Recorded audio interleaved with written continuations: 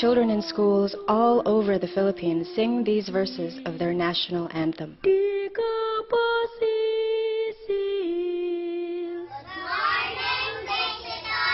They are Filipinos, one of over 90 million people living together on approximately 115 square miles of archipelago east of the South China Sea. That's about 758 people living on every square mile. Compare this to only about 79 people per square mile in the United States, or 9 people per square mile in Canada. It is difficult to feel hopeful in a world where almost half of the population lives in poverty, on less than $2 per day, and yet 200 new babies are born every hour in the Philippines, 3 every minute. It is difficult to dream of a future that isn't beset by problems that are unheard of in the Western world.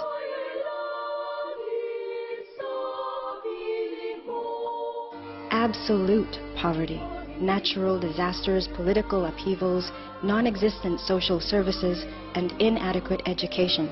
Children here in the dump sites of Cebu cannot even name the causes of their own misfortune, even though they are the most victimized by them. The Philippines is full of wonderful rules and regulations, what has been come to be called the freedom and bondage of chaos. I can do what I want, but that just leads to less freedom for everybody. We are spread out in an archipelago, and we have a large population. That makes us difficult to control. The problem before, or the situation here before, were multiplied. Like population, the population has grown.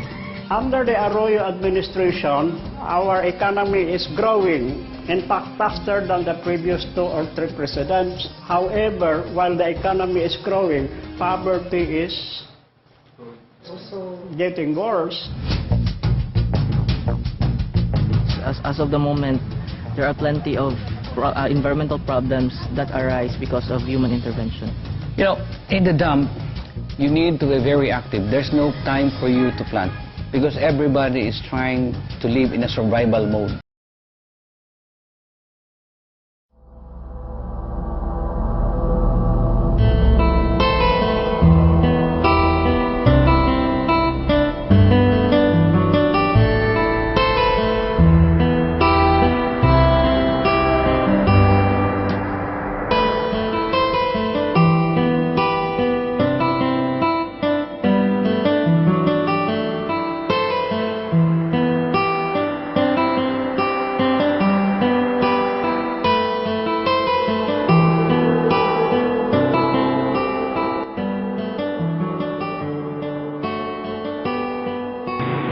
Poverty in the Philippines. Poverty and inequality in the Philippines remains a challenge in the past 4 decades.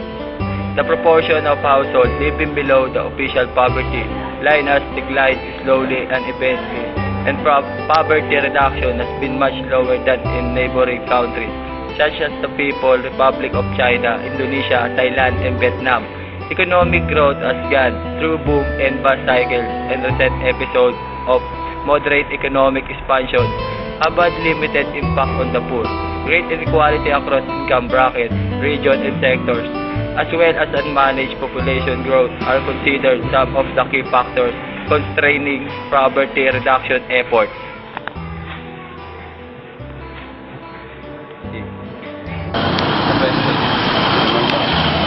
Taon na po. Kamusta naman po yung palagayan sa tingin na? Walang maghanap buhay, mga nalakan, may pangkain. Yung pangangalakan niyo po, sapat po ba yun sa pamumuhay niyo mga araw-araw? Ang tama lang yung budget lang. Sa pwede niyo po ba akong kwentuhan tungkol sa 5 taon na paninirahan niyo? Ano po yung mga... Sa loob ng 5 taon na naranasan namin ang hirap. Uuliin kami. Dadalhin yung mga gamit namin, ikakarga sa truck. Yun lang. Tapos, yung ano po, yung pag yung tipong sa pangkain nyo, may oras po ba na wala po kayong perang pangkain? Meron din. Minsan nangungutang. Nakakabawi naman po kayo? Nakakabawi dito. Minsan may mga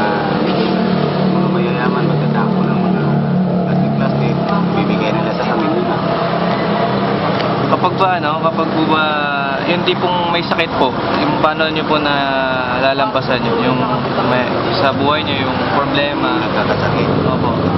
Nagsisikap na lang kami na maghirap para may pambili ng gamot. Panggamot. Ano po yung kadalasang sakit na nakukuha nyo sa ganitong pwesto nyo po? Ano nakukuha namin dito, may nagbibigay sa amin. Pangalawa, magsikap na mga ngalakal para may pangkain na maibinta. Pag ano po ba, pag nagkakasakit kayo, yung pangkalakal nyo po ba, sapat po ba yun sa binibili nyong gamot? Yung binabudget na lang namin.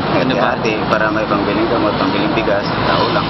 Hindi po ba napakahirap nun? Kasi dinidepend nyo po yung sarili nyo.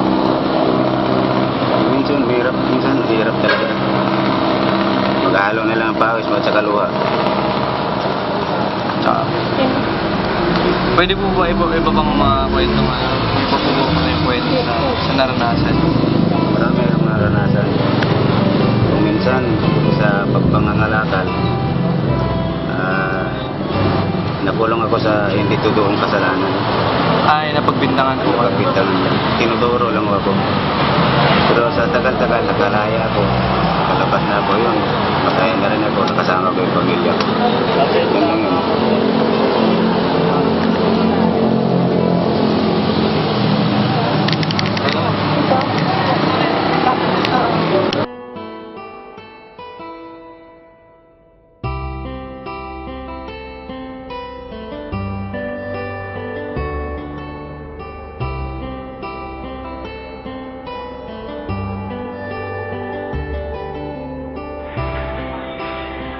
The main causes of poverty in the country include the following: low to moderate economic growth for the past 40 years, low growth elasticity of poverty reduction, weakness in employment generation and the quality of jobs generated, failure to fully develop the agriculture sector, high inflation during crisis periods, high levels of population growth, high and persistent levels of inequality in incomes and assets, which dampen the positive impacts of economic expansion, and recurrent shocks and exposure to risks such as economic crisis, conflicts, natural disasters, and environmental poverty.